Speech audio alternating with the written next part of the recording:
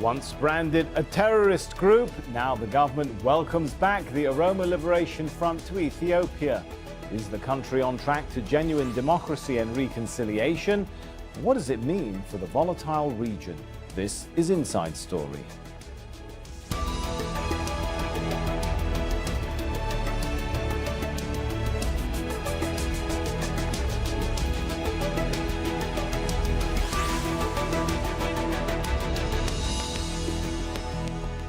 Hello and welcome to the show. I'm Sami Zaidan.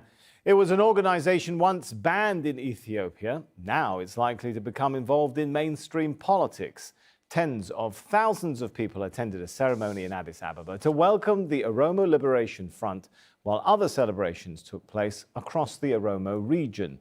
This is the latest of sweeping measures taken by Prime Minister Abiy Ahmed since he came to office in April. His aim? To build a new political framework that involves ousted groups as part of an initiative to end years of ethnic conflict. Laura Burden-Manley reports. An exiled leader and a group of fighters that had once been considered a terrorist organisation. On Saturday, the Oromo Liberation Front returned to Ethiopia to a hero's welcome with a massive concert in Addis Ababa's Meskel Square. In this world, truth and lies, good and bad, love and hate, freedom and slavery, equality and inequality exist, struggling with each other. At the end of the day, truth, good, love, freedom and equality will be victorious. Dawood Ibsa and 1,500 Liberation Front members were living in neighbouring Eritrea, but returned after a string of government reforms. The new Prime Minister Abiy Ahmed, the country's first Oromo leader, has called on opposition groups to renounce violence and engage in talks. He wants to see a multi-party democracy. Despite being Ethiopia's largest ethnic group, Oromo protesters say they've felt marginalised for years.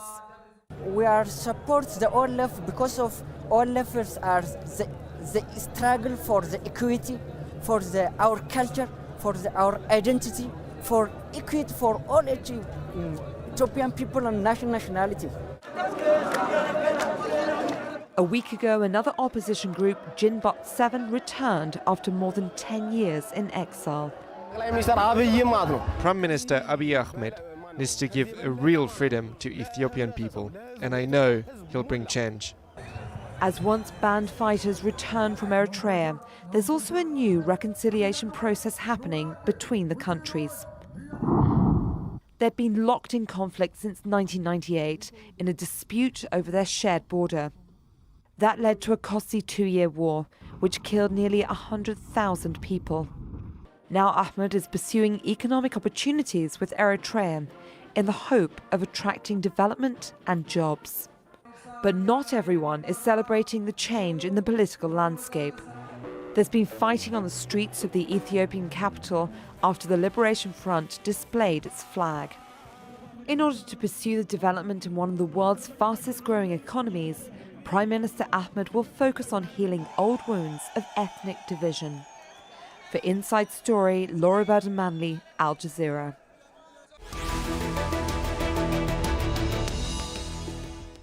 Let's bring our guests into the show now then. We have in Adama, Ethiopia, Awal Allo. He's assistant professor at Keele University in the UK. In London, Goitom Gebreluel, researcher at Cambridge University. And in Frankfurt, Sadali Lema, editor-in-chief of the Addis Standard in Addis Ababa. Welcome all of you to the show. Let me start with Sadali though. Do you think the return of the OLF, does it spell the end of the Oromo conflict?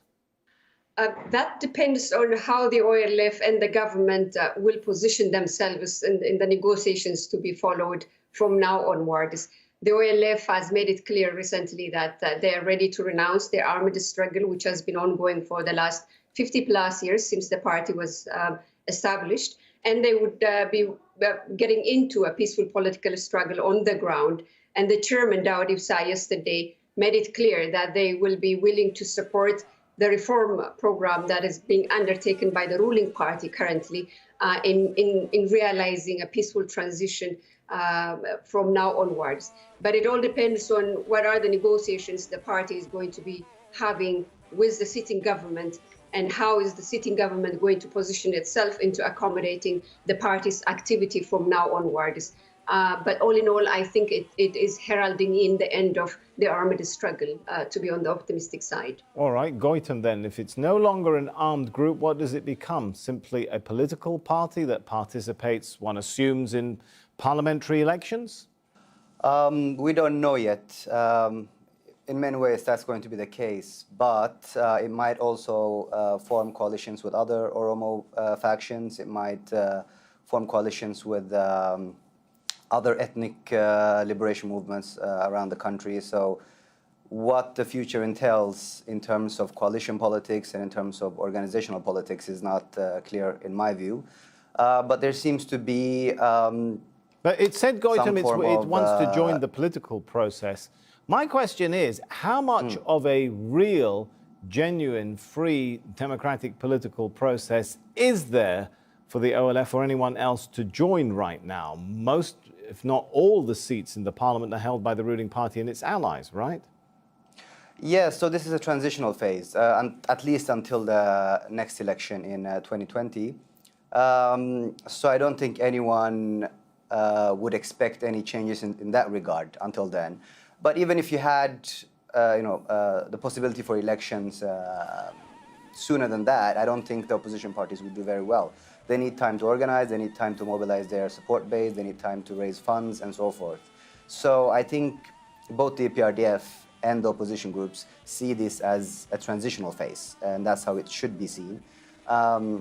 So the exact number of seats one has in parliament today is not the most important thing. It's how we prepare for the coming democracy or the coming democratic election in 2020. All right, the coming democracy, I like that term, and we're going to come back to it in a moment. But let me first, before we talk about democracy, go over to AWOL. Parties need time to prepare for any elections. Do they also, groups like OLF, need time to modify some of their long-standing slogans like national self-determination for the Oromo people? Do they need to change their aspirations, and how easy will that be? I think it's important to note that the Oromo Liberation Front, OLF, is one of the most significant political movements in the history of Ethiopia. And it's a movement that has inspired a generation of Oromo politicians, including those who are spearheading the change that is taking place in Ethiopia today. And this is a movement that has been committed for a very long time to the idea of self-determination of the Oromo people. But self-determination can be both internal and external. It can be a self-determination that is internally exercised in the sense that the Oromos can rule themselves at the regional level and can participate in a process of shared rule at the center, that is at the level of the Ethiopian state. But all of that will need some time then to reinterpret, right? And to propagate amongst the Oromo people who may have been harboring different hopes. Absolutely. I think back in the days around 1991 or earlier in the 1970s, there was a lot of appetite for external form of self-determination, but I don't think there is an appetite for external self-determination today. Most Oromo political movements have abandoned the idea of external self-determination. The OLF itself, particularly if we are to look at the speech delivered yesterday by the chairman, I don't think it is as committed to the idea of external self-determination. Insofar as the Oromo people could enjoy the right to rule itself, to be free to express its culture, to speak this language, to be treated equally in the Ethiopian state, most political organizations now are focused on making this transition work. And I think that's what we heard from the chairman of the Oromo Liberation Front yesterday. Goitom, looking at the bigger picture here, do you see an intention, a desire on the part of the government to resolve all the ethnic differences and problems in the country, not just the one with the OLF? To some extent, I'm not sure if they have a very coherent program for doing that. There's been a focus on political liberalization and respecting human rights and allowing people to speak freely and take part in the political process. There's been a focusing on national unity. Beyond that, a more systematic way of creating a new consensus, bridging the divides between the different competing nationalisms. I haven't seen much of that. The discourse of the current EPRDF leadership seems to focus more on, having a good attitude and being forthcoming and embracing different political organizations without necessarily having thought out how we peacefully coexist within this political diversity, how the different, in particular the competing nationalisms, can coexist. All right, if there isn't, I guess that's a bit concerning then. If there hasn't been a lot of thought towards how do competing nationalisms coexist, Tsedali, do you expect other armed groups might join this political reconciliation process, if we can call it that? Yeah, I think there is a broad understanding right now in what my brother Goitom said is a competing nationalism. I think there is the emergence of a broad understanding that Ethiopia is home to different nations and nationalities, and its narrative cannot be defined by predominantly what it used to be before. So there's that basic understanding among the different parties that are representing the different ethnic groups in the country. While this is only the beginning, the process will pretty much be determined by how the country's effort in building the civil society is going to be within the next 2 years before the election is going to happen. Because definitely there needs to be some kind of consensus among all the different competing nationalists in the country on where the country is headed to after the next election. The election is, I think, one of the biggest tests for the ruling party right now, because that would then be, if it is held democratically, it will have a chance to produce a democratically mandated government, which will then steer the people of Ethiopia in terms of having a bigger say towards where we want to take the country into. So the next 2 years will be very, very crucial in strengthening democratic institutions like a free and fair electoral board, the civil society, the judiciary, and all these institutions that play a vital role in helping the people of Ethiopia determine what kind of country they would like to have after a democratically elected government is in place. So it all beautiful. This is perhaps the best, forgive me interrupting, but this is perhaps the best, a beautiful point to transition then into the point of democracy and what we can expect ahead, which Goitom was mentioning a moment ago. Let me take that question, though, to AWOL.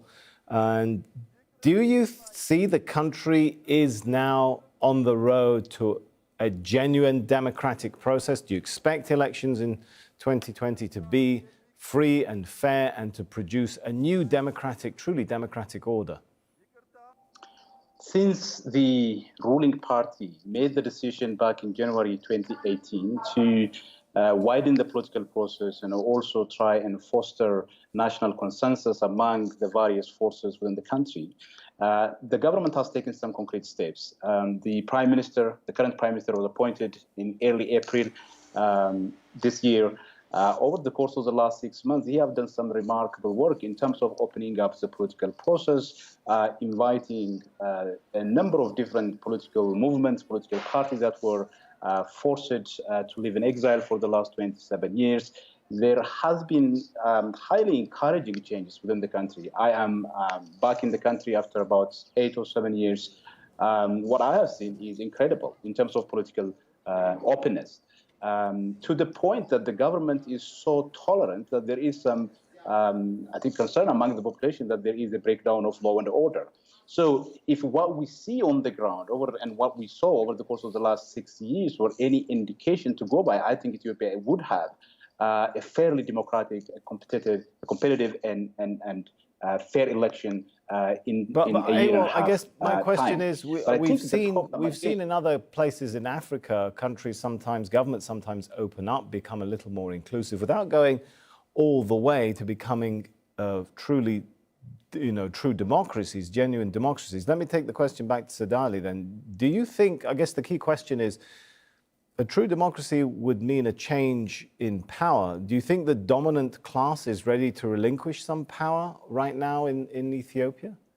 I think the reckoning the ruling party has been doing since December last year is a genuine one. I do believe it's a genuine one because for two reasons. One is that they have realized they have come to the end of their dominance, that they have reached to a point of no return because of the persistent pressure from the protesting people to see them. So you think the elections coming, the next elections are going to be something very different from anything we've ever seen before, a truly democratic, free experiment? It will be very, very, very different because we have an awakened society right now. The people of Ethiopia, almost broadly, I would say, realize that this is the time. This is the time to make it happen. And the government also recognizes that this is the last chance that they have into their journey to a different kind of political party. There is a true reckoning on both sides. So I do believe that this is not going to be curbed by one way or another. Goitom, is the motivation here for change to focus on economic development and to focus on power projection abroad? Do you agree with that sort of analysis? I think it's primarily survival. They were threatened. There was an existential threat through the protests over the last 2 years.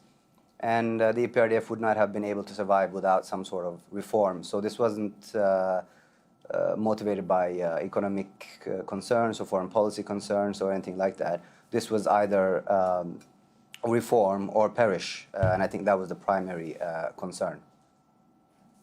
AWOL, do you think the reforms nevertheless will help the country to meet some of its economic challenges? About a third of the population is in poverty, according to World Bank statistics. I think illiteracy claims around half the population. There are challenges. Unemployment is high amongst the youth. Do you think this kind of reform process is going to bring in foreign direct investment and spur the economic scene? Absolutely. I think the fact that there was this cloud of uncertainty and insecurity in Ethiopia hampered Ethiopia's economic development very much. According to figures, Ethiopia was one of the fastest growing economies in the world over the course of the last 10 years. It was growing by a double digit. I'm not entirely sure that the actual growth is consistent with the data from World Bank and IMF, but certainly there were very visible developments in Ethiopia over the course of the last 10, 15 years. But with this cloud around the viability of the state itself being lifted as a result of this change that is taking place, but also the changes that are taking place within the region. And I think Ethiopia's index would improve on all sectors in terms of economic stability, political stability. Also, the regional situation can improve, and that would provide, I think, a very good condition for foreign direct investment to come in, because that is one of the key criteria that they would take into account in terms of making investment decision. Sadali, no doubt this reform process also involves a bit of reaching out to neighboring countries, a peace agreement between Ethiopia and Eritrea, leaders meeting in Jeddah in Saudi Arabia. That kind of dynamic, no doubt, will impact regional politics as a whole, right? It definitely has a spillover effect, as we have seen it in the last couple of weeks. We don't have to go back any further. But to add on what my brother Awad said there about improving the index of Ethiopia and bring it to the Ethio-Eritrean peace process that is ongoing right now, one of the things that you would hear from many foreign investors in the past years was their lack of confidence in Ethiopia's ability to respect the rule of law. This was one of the major things that the Ethiopian government never recognized as having impact on its credibility for not, abiding by the international law that they have signed in the Ethio-Eritrean Border Commission in 2002. So the fact that Ethiopia has now, without precondition, accepted the decision has its own implication in a way that it is now projecting an image of a country that is respecting to abide by international laws that it has signed. So this is one effect. The other, as you mentioned, is, of course, the spillover effect. The peace process in South Sudan is moving towards a positive, and as we have seen it the last 2 days ago, they have signed the final agreement.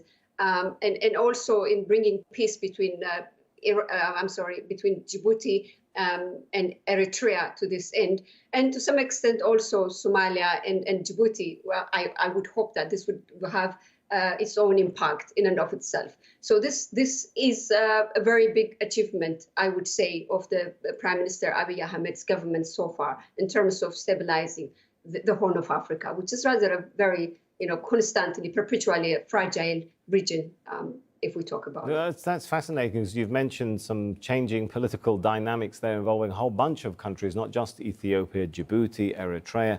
And I wonder, Goitom, are we on the verge of seeing the regional politics change? And if so, how? The regional politics is always changing. And there's been a lot of rapprochements in the region prior to Abiy Ahmed. And new ones have come after Abiy Ahmed, obviously. Where this is exactly going is unclear. The extent to which it will lead to long-lasting peace between Ethiopia and Eritrea, the extent to which Sudan might feel left out of this equation and gravitate more towards Egypt. There are many sort of open questions in that regard, and I think we have to wait and see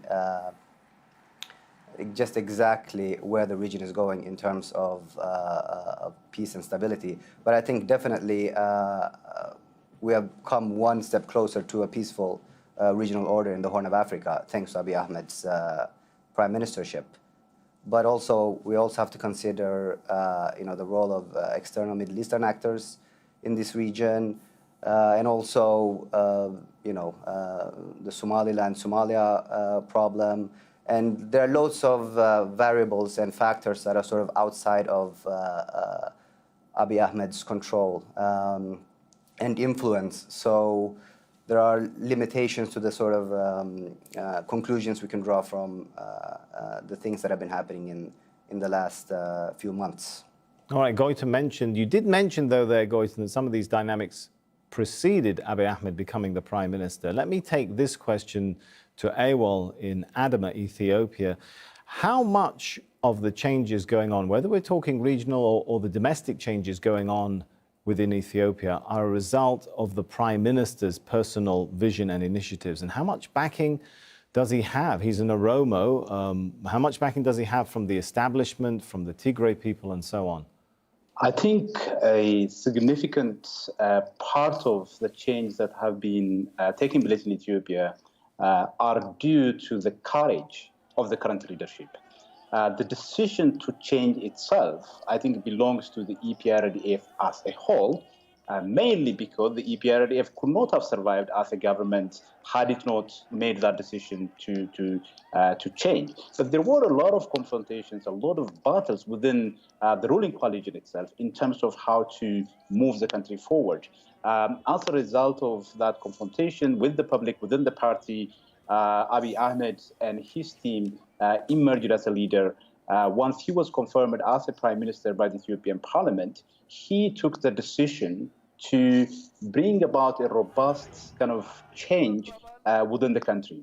I don't think it would have been possible for other people, for example, other individuals, to take on the security apparatus, to take on the deep state, and have the courage, the determination, the commitment to allow the media to do their work in ways that's very different from the past, and also to permit people to enjoy the freedom that they have never seen, that they haven't had over the course of the last 27 years, or even beyond. Understood. That. So while I think that yeah, I'm afraid we are running out of time. Forgive me there, Awal. We'll have to pick it up perhaps on a later show. For now, Let's thank our guests very much for their contributions, Ewol Allo, Goitam Gebreluel and Sadali Lema. And thank you too for watching. You can see the show again anytime by visiting our website, aljazeera.com, or for further discussion, go to our Facebook page. That's facebook.com/AJ Inside Story. You can also join the conversation on Twitter. Our handle there is @AJ Inside Story. From me, Sami Zaidan, and the whole team here for now, it's goodbye.